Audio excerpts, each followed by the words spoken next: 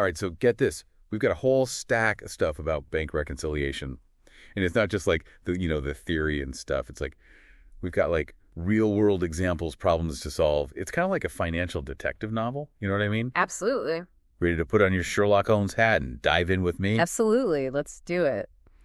What's so cool about bank reconciliation is that it's not just about, making the numbers match up. It's about understanding your cash flow and spotting potential problems before they become big ones, and even preventing fraud. Right. Okay, so before we go full on detective mode, just so we're all clear, we're basically trying to figure out why, like, the bank's record of your money and your record of your money don't always add up. Right, exactly. Yeah. You've got your company's cash records and what you believe you have at the bank, and then you've got the bank statement, which is the bank's perspective on your account. Bank reconciliation is all about figuring out why those two might tell different stories. Okay, so if I think I have $1,000, but the bank says I have 900, that's where bank reconciliation comes in. Yeah, it helps us find that missing $100, or sometimes there's even extra dollars that you didn't know you had. It helps us paint a very clear and accurate picture of your true financial situation. Oh, I see. Gotcha. So it's like a financial checkup, making sure everything's like in tip-top shape. Precisely, yeah.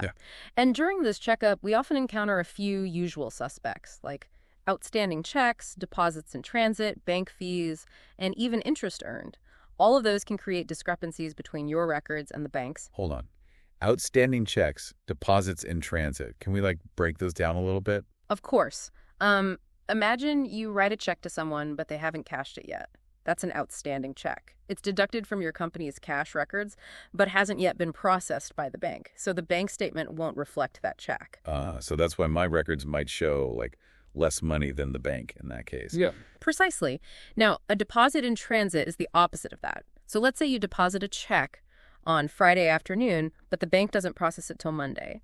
You've already added that check to your records, but it hasn't hit your bank statement yet. Okay, so in that situation, my records would show more money than the bank statement. Exactly. Those are just two examples of the many reasons why your records and the bank statement might disagree. Okay, this is making much more sense now.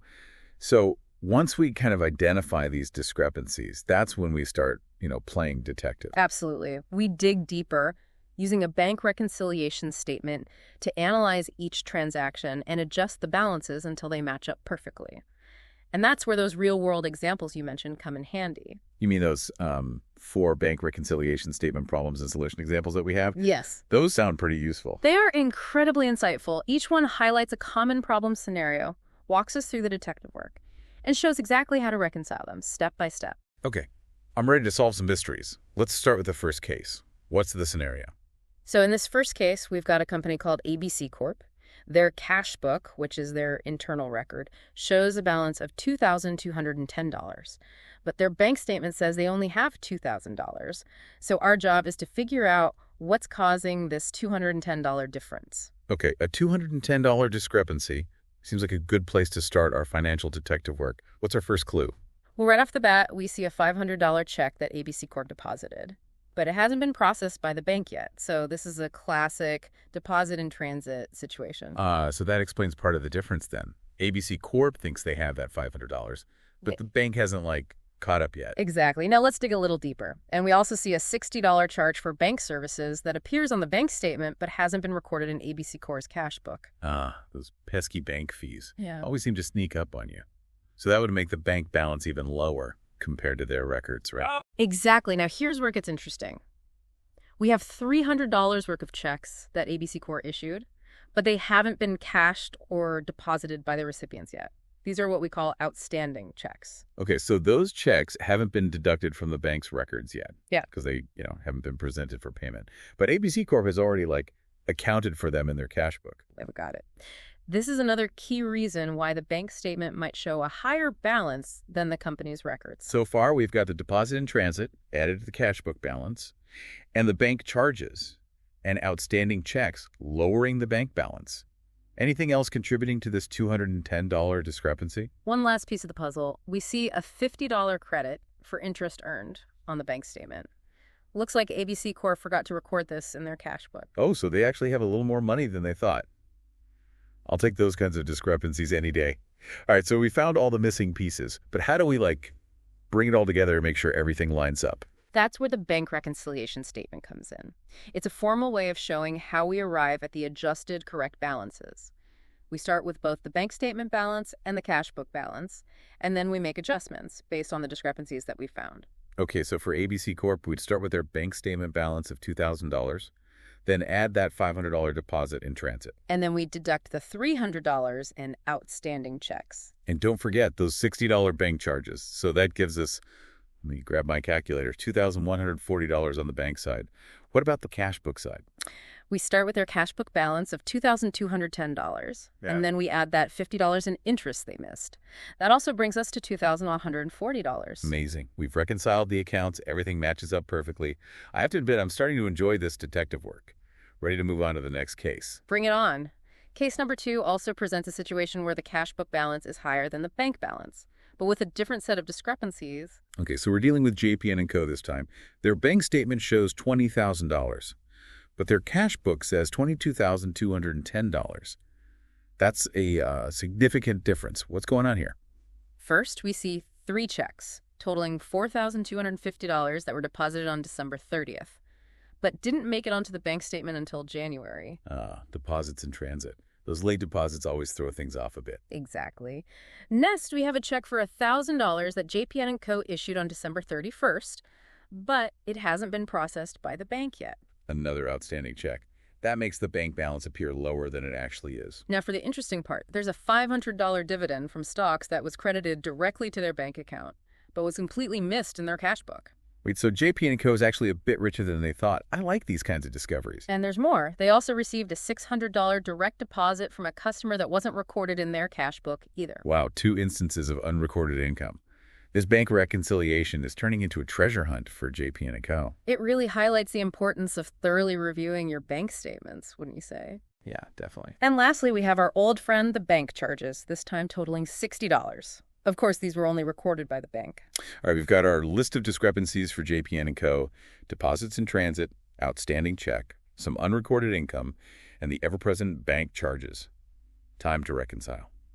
Let's start with the bank side. We begin with the bank statement balance of $20,000 and add the deposits in transit of $4,250. Then we deduct the outstanding check of $1,000, which brings us to, grabbing calculator, $23,250 on the bank side.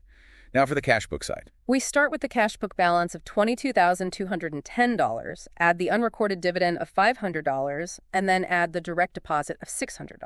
And finally, we subtract those pesky bank charges of $60, which gives us, drumroll please, $23,250. Another perfectly matched reconciliation. It's all about uncovering the truth behind the numbers. Sometimes that truth is a bit more profitable than you expected. Exactly. So far, we've only seen cases where the cash book balance was higher than the bank balance. Do things ever work the other way around? They absolutely can, yeah. In fact, case number 3 from our 4 bank reconciliation statement problems and solution examples shows us just that.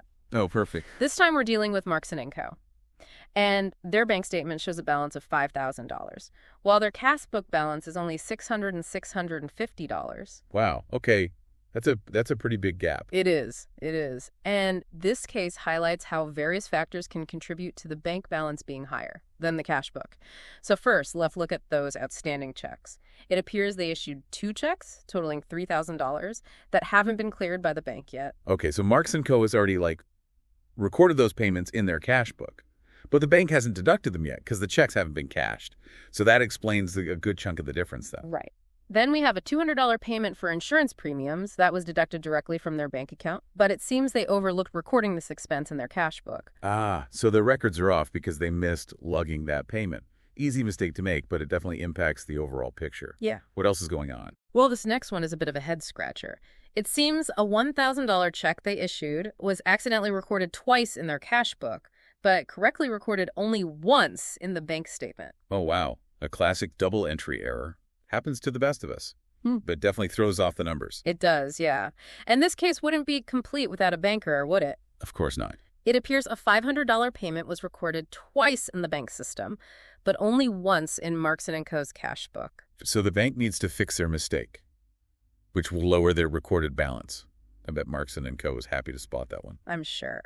Anything else? Yes, there's also $600 in dividends received that only appear on the bank statement, another example of unrecorded income. Lastly, we have a $500 check that was deposited but hasn't been collected yet, and those ever-present bank charges, this time for $50. A deposit in transit and more bank charges. We've seen those before. Okay. So we've got a lot of moving parts in this case. How do we reconcile all these discrepancies? Just like before, we use a bank reconciliation statement to adjust the balances. We start with the bank statement balance of $5,000, subtract the double recorded payment of $500, and then deduct the $3,000 in outstanding checks. Okay, so that gives us an adjusted bank balance of $1,500. Now for the cash book side, we'll start with their balance of $600 and $650.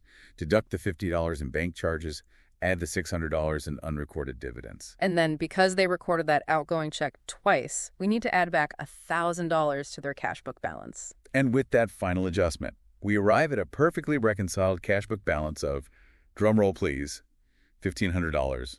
Another mystery solve. Indeed. It's remarkable how even small errors or omissions can significantly impact the overall picture.